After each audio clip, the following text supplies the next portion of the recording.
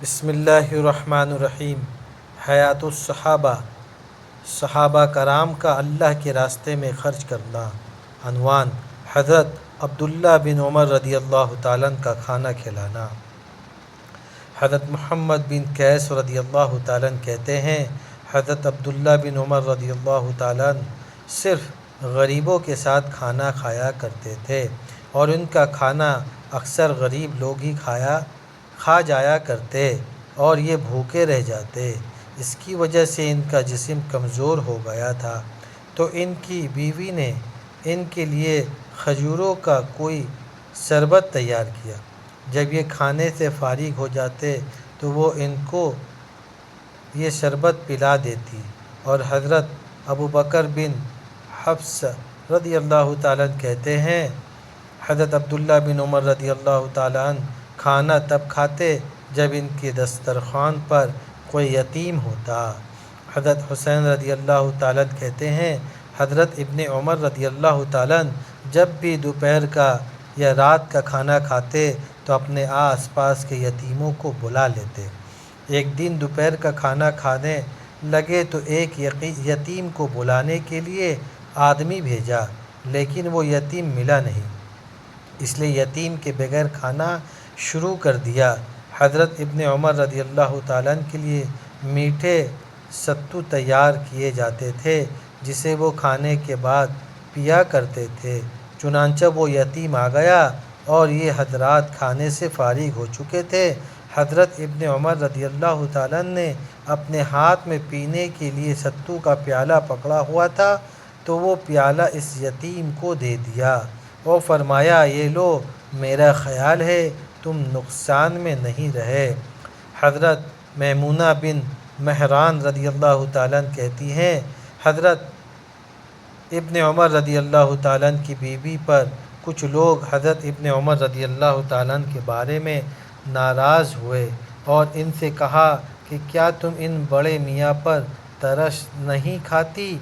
ہاں، ترس نہیں کھاتی ہو کہ یہ کمزور ہوتے جا رہے ہیں، انہیں کچھ کھلایا پلایا کرو۔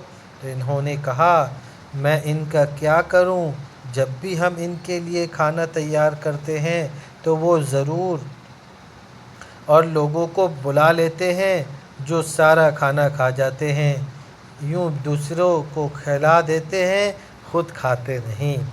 حضرت ابن عمر رضی اللہ تعالیٰ جب مسجد سے نکلتے تو کچھ غریب لوگ ان کے راستے پہ بیٹھ جاتے تھے، جن کو حضرت ابن عمر رضی اللہ تعالیٰ ساتھ گھر لے آتے اور ان کو اپنے کھانے میں شریک کر لیتے۔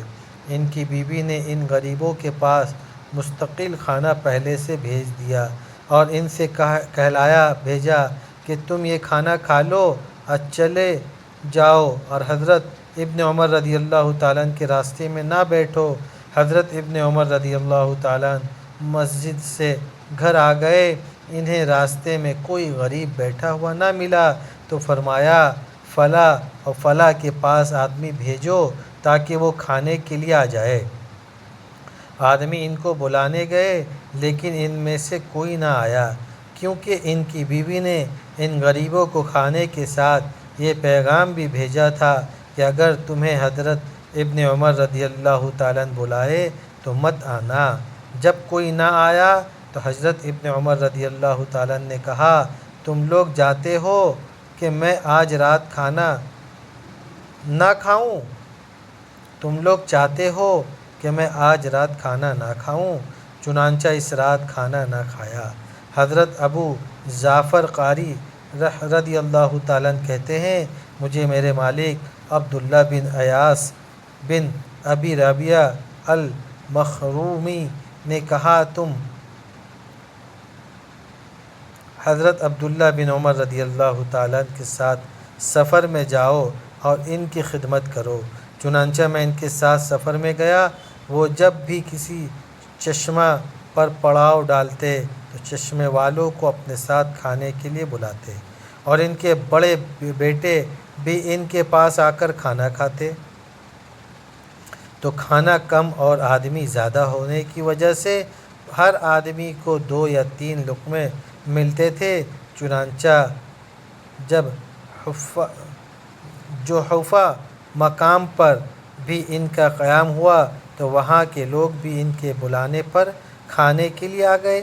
اتنے میں کالے رنگ کا ایک ننگا لڑکا بھی آ گیا۔ حضرت ابن عمر رضی اللہ تعالیٰ نے اس کو بھی بلایا۔ اس نے کہا مجھے تو بیٹھنے کی جگہ نظر نہیں آ رہی، یہ سب لوگ بہت مل کر بیٹھے ہوئے ہیں۔ حضرت ابو جعفر رضی اللہ تعالیٰ کہتے ہیں میں نے دیکھا کہ حضرت ابن عمر رضی اللہ تعالیٰ اپنی جگہ سے تھوڑا سا ہٹ گئے اور اس لڑکے کو اپنے سینے کے ساتھ لگا کر بیٹھا لیا۔ حضرت ابو جعفر قاری رضی اللہ تعالیٰ کہتے ہیں میں حضرت ابن عمر رضی اللہ تعالیٰ کے ساتھ مکہ سے مدینہ کو چلا۔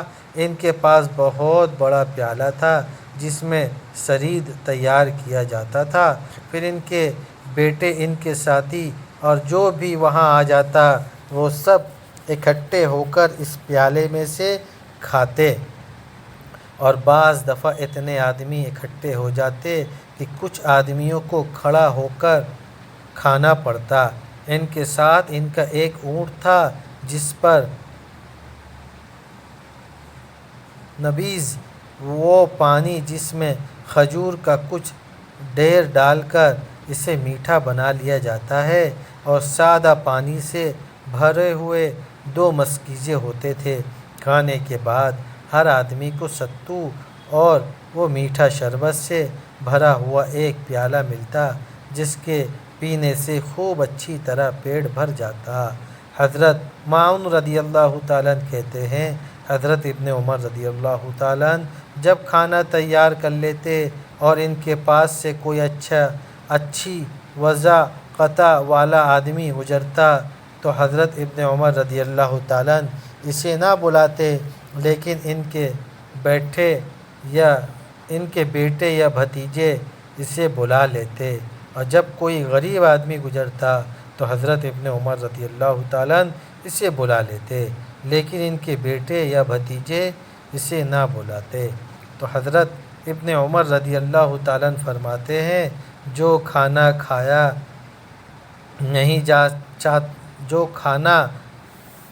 نہیں چاہتا اسے یہ لوگ بلاتے ہیں، اور جو کھانا چاہتا ہے اسے چھوڑ دیتے ہیں۔ حیات الصحابہ جلد 2 صفحہ نمبر 223۔